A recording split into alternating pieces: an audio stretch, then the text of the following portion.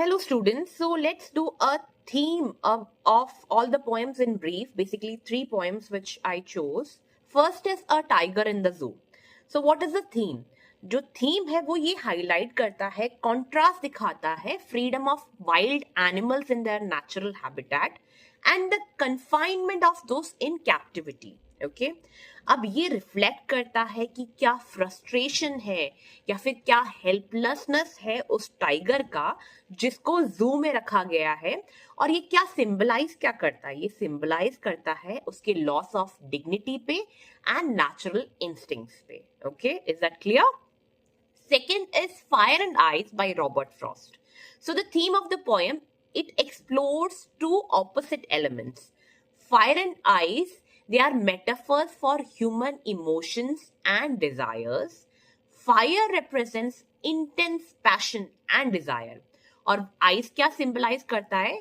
Hatred और indifference को. तो जो पॉइंट है वो सजेस्ट करता है कि ये दोनों ही चीज, चाहे फायर हो चाहे आइस हो, it can lead to destruction. और इससे क्या प्रेजेंट होता है? It presents a reflection on the end of the world and human nature. यानी कि फायर और आइस दोनों ही वर्ल्ड को एंड करेगा और ह्यूमन नेचर को भी. The last poem is the ball poem by John Berryman. So what is the theme of the poem? The poem deals with loss, जो आपने खोया है, ठीक है, growing up and the emotional impact of losing something important. जो आपकी favourite चीज होती है, अगर वो एक दिन खो जाए तो आपको कैसा फील होता है, तो इसी पे आधारित है ये poem. The loss of a ball symbolizes the loss of childhood innocence, and the poem reflects on how we learn to accept and cope with loss as a part of life. For example, आपकी कोई भी पसंदीदा चीज जो है आपसे गुम हो जाती है, खो जाती है, तो आपको कैसे लगता है, कैसे फील होता है? कैसे लगता है, कैसे फील होता है, ये तो पहली चीज.